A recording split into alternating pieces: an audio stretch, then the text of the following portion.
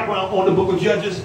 Now, again, the book of Judges deals with several things. After Israel had came out of Egypt for 400 years, and God had given Joshua to lead him into the promised land, after the division of, and the promised land was Canaan.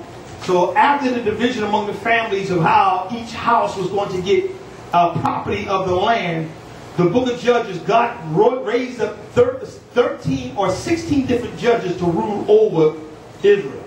Now, there were known in the book, talks about 9 different apostates. Apostates were things where they went contrary to the teachings of what God gave them.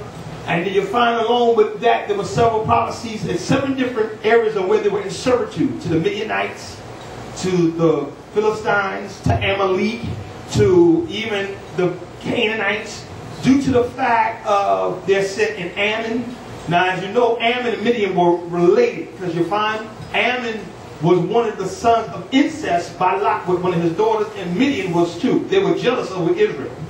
And if any of you do any historical reading, you'll find that at the end in Revelations, the Lord brought it to the question and told us that I remember what you did to Israel as they were passing through going into the promised land. So that is mentioned in Scripture.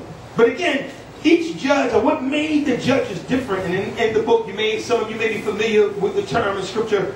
There are 3 parts of government you must realize. There's a monarchy, there's a democracy, and there is a theocracy. Everything God does, He does in order. He doesn't do nothing out of context, out of place.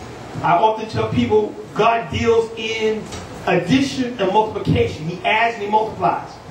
God deals in types and symbols. So certain things in Scripture have a symbolic meaning to us in this hour pertaining to this church. And tied it